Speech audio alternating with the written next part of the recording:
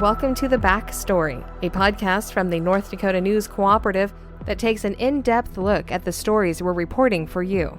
I'm Sabrina Halvorson, CEO of the North Dakota News Cooperative. Joining me is Michael Standaert, our lead reporter. All right, Michael, the story that we're talking about today was headlined, "Newspapers Have Bright Future in Local Communities If They Embrace Change." And I thought that was a really interesting headline, and it's really what the story is all about. Talking about embracing change for newspapers. And that's something that we talk quite a bit on this podcast, and it's something that we strive to do in the News Cooperative, which is support local newspapers. And that's the entire reason why this organization was actually formed. So this article kind of pinpoints some of the things that we talk about quite a bit, but this stemmed from another organization or another initiative. So tell me how this all kind of started. The story is basically about the Future of Local News initiative, which has been partnering with organizations around the state to take the pulse of where newspapers are at. The local community newspapers are at right now. They did a survey of the journalists who work at the papers across the state. There's 73 papers. They also did a survey of news publishers themselves, and then also news consumers. And it's pretty interesting. I have a whole stack of papers right here with the results.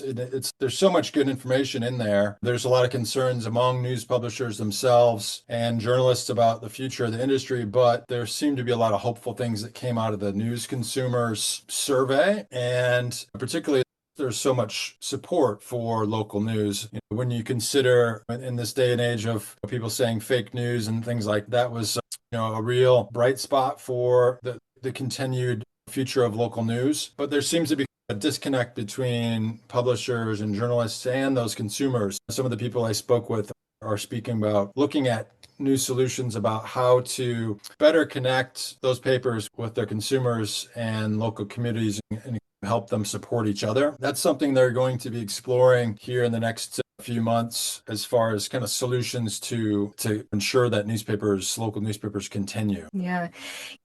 One of the things I talk about when I go out and I speak on media literacy and on finding news that you can trust, and I often refer back to other studies as well that have also found that people tend to have more trust in their local news rather than in the national news.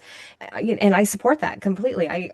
I feel that local news normally does a great job, and they are the people who are covering your communities. They know what's happening in your areas around you. So to have that kind of backed up once again, that more people are saying, yes, we trust our local news and we want to support our local news, that's good. And I saw in the article, there's a quote in here that says, we asked the other side, of course, they do support, but if you knew that your local newspaper was struggling, what would you be willing to do? And in the article, that quote continues to say that there was support for subscribing, possibly giving a donation, things like that. We have seen that issue in North Dakota, where a lot of our rural newspapers come to a point where they are struggling a bit. So are we seeing communities pull together to support those papers? Yeah, that's a question going forward.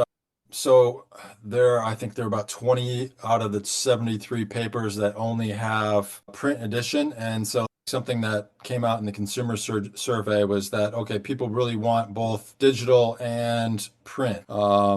They want digital possibly more often, maybe print less often. And if you look into the data going forward with Gen Z and millennials, they want more digital, but they also do want a print edition if possible. That's a conflict with papers' profitability too, though. Okay, if people want that, then they're going to need to support newspapers more, and whether that's higher subscription or whether it's some kind of donations, whether it's other kind of ways to support that, because it takes a lot of time to put together stories. It takes a lot of time to put together a newspaper, and a lot of the smaller papers around the state have very limited staffs.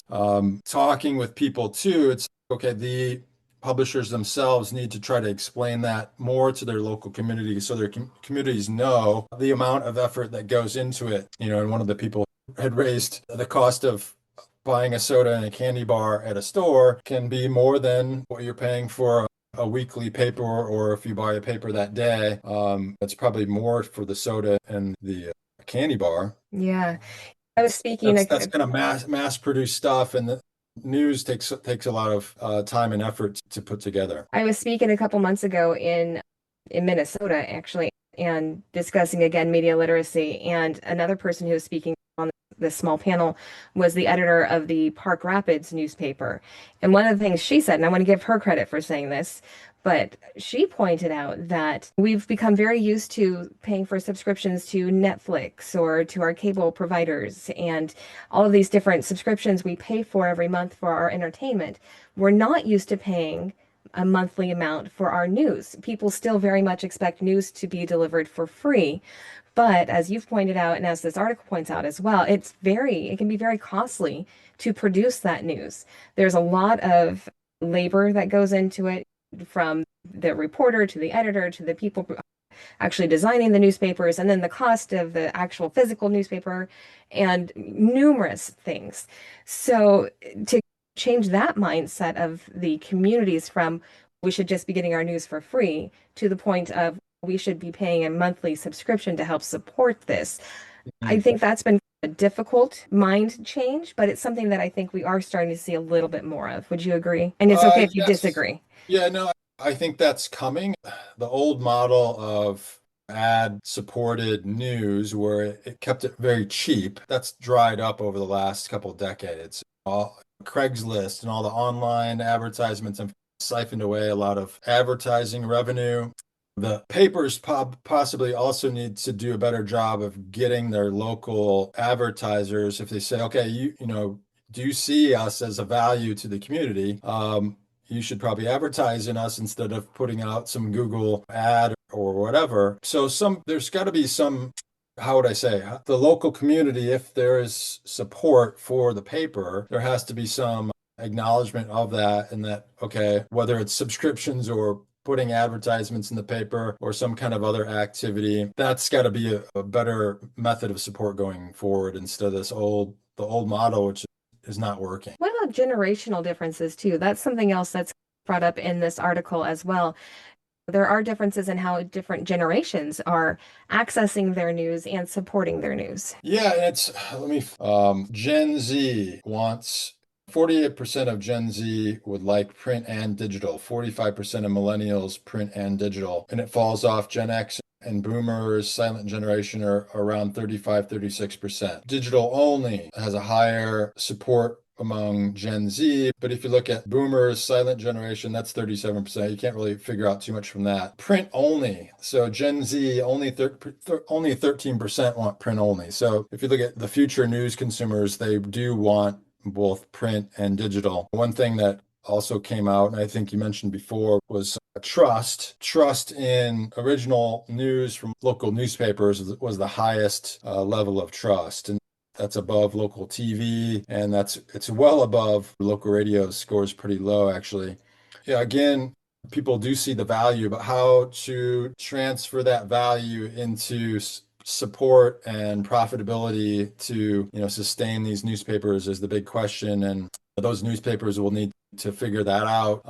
This Future of Local News initiative is supported by the Rural Development Finance Corporation, along with North Dakota Newspaper Association and the North Dakota Association of Rural Electric Cooperatives, and some other groups with a grant from the Bush Foundation. So they're looking forward to figure out a menu of solutions they can present to local papers about how they can go forward. It's okay, maybe you should do some more community events. Maybe you should raise your subscription rate.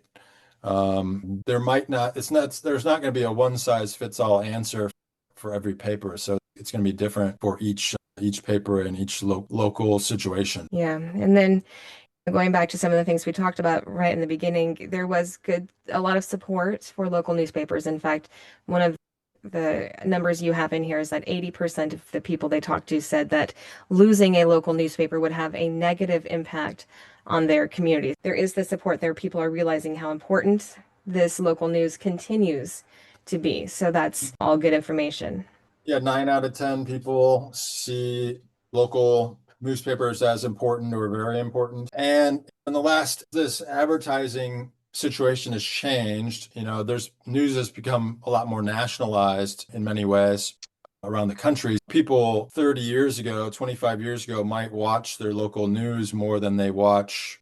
I guess there was only CNN at one time, maybe PBS, and Then you had the three networks with their nightly news, but you would watch your local news or read your local newspaper more than that shift happened with, CNN, Fox, and MSNBC, and you have all these, there's more news than ever to access now. So a lot of times it's about a priority of fitting into those consumers' limited time and providing value that way. But I think there's probably got to be more outreach from the paper to their local community with each edition, with each digital edition, and kind of a constant keeping in touch with that community. And that story again was headlined, "Newspapers Have Bright Future in Local Communities If They Embrace Change." You can read that story on our website at newscoopnd.org or in one of our local newspaper partners. For the North Dakota News Cooperative, I'm Sabrina Halvorson. This has been The Backstory.